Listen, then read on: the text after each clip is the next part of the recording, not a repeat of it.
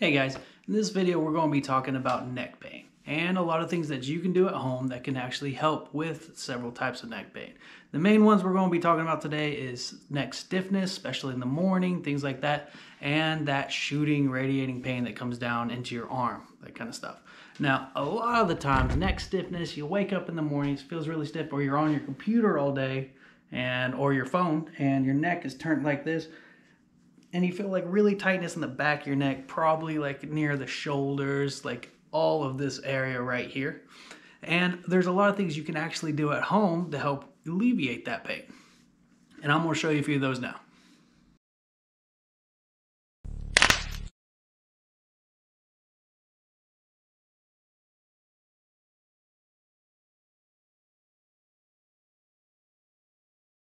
Now, what we're going to start with is the upper shoulders and getting that moving around and starting to loosen that up. So usually just those shoulder rolls, you want to go forward and backwards. I usually stick with the rule of 10 to 15. So you want to do those, just kind of loosen up, and then as you're doing that, you're going to apply like neck movements. Try to get things stretched out a little bit. Right there. Now what we're going to do is called hummingbirds, and this is basically getting the scapulas like in your back, try to get them to move around a little bit. So what you're going to do is put your hands up and just do hummingbirds, just like that. So we're going to keep going, just like that, go around the other way, right there. Now we're going to bring our shoulders up.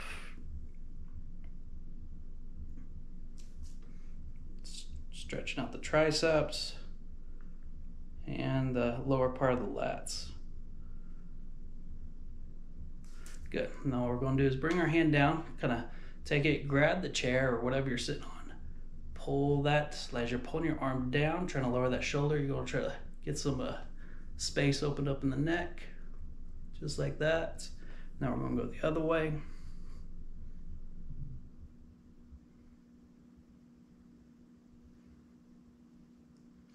Now, one of the things that definitely that's happening, because what's happening here is your head weighs about as much as I would say a bowling ball. Imagine if you can hold a bowling ball out in your hand just like that all day long. It's going to get very tiring. So whenever your head's down here, everything, we're going to try to bring things back up. So what we're going to do is called chin tucks. Basically, what we're going to do is we're not going this way or this way. What we're going to do is go this way. Hold it. Now this becomes a lot easier after we did all of those stretches, that kind of stuff, because it kind of brings your shoulders down and helps get that posture back to where you want it. And then we're just going to move our neck around a little more. Now also there's a lot of points that trigger points that with muscle knots that are very common. So I'm going to show you some of those too.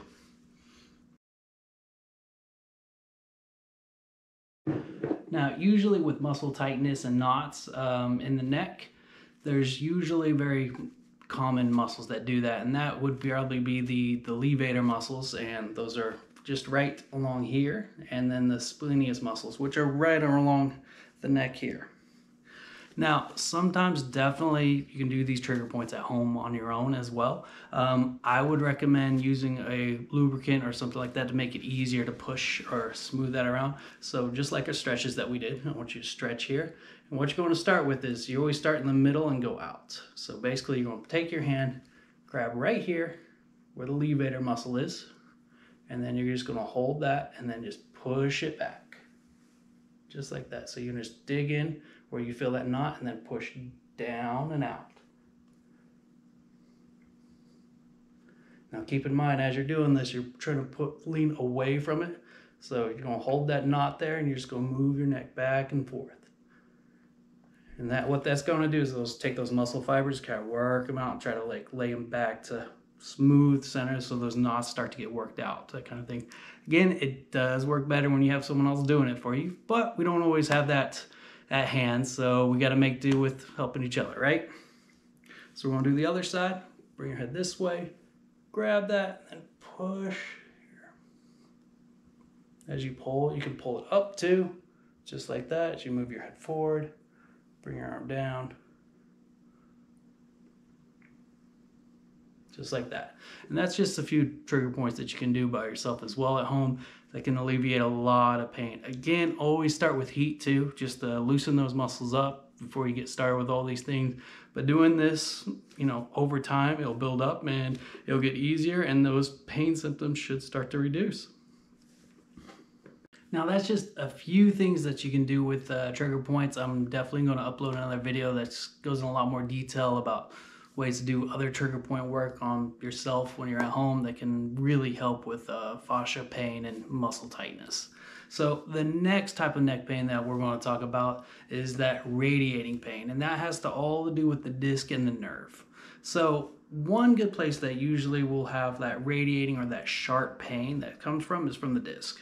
So imagine this is in your neck. Now sometimes whenever there's osteoarthritis, that kind of thing, you'll get compression here, which pushes on a nerve. Now with that nerve being compressed like that, it'll send that pain like a sharp shooting pain down the arm because of it's being irritated right here. Now one of the main things that cause this type of pain, which is, you know, a feeling of burning, radiation, tingling in the hands, has to do a lot with inflammation. So whenever that disc root is being compressed or irritated, the body's like, that's not supposed to be there. So what it does is it gets very active in creating more and more inflammation. So a key for that would be, instead of heat like muscle pain or muscle tightness, you want to do ice. Ice is going to help reduce that inflammation, slow that blood flow down, and eventually that pain will subside. So at the beginning, whenever it comes to radiating pain and nerve pain, there's really not any exercises I would recommend doing at the start. You definitely want it to calm down a bit, get that inflammation out of there before you start trying to do those things. But once that happens and you get that under control, there are some exercises and treatments that you can do by yourself to help with if there's any entrapment of that nerve, say in this area right here, in the brachial plexus, in the arm, going down into the hand, that kind of stuff, or just in this area generally right here. So I'm going to show you some of those. Now, so one of the exercises or treatments that we're going to talk about today is a really simple one. It's called nerve flossing, and basically it takes any of that nerve and it moves it back and forth into that track where it's at to help break up any adhesions or anything that's like binding around it that causes that irritation. It could be in here or through here. So there's just different ways to do it, but basically what you're going to do is take your hand, probably extend it out, elbow extended, just like this. And what we're going to do is, as we move our head, we're going to move our wrist at the same time, so just like this. So if we go up, bring your head backwards. Go down, just like that. You might hear some grinding, stuff like that in the neck. That's okay. That's definitely just breaking up any adhesions, any irritation in there. Again, you know, I'll stick with like 10 to 15 reps each way. And now you want to bring your wrist up.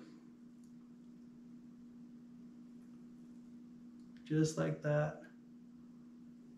Bring it to the side.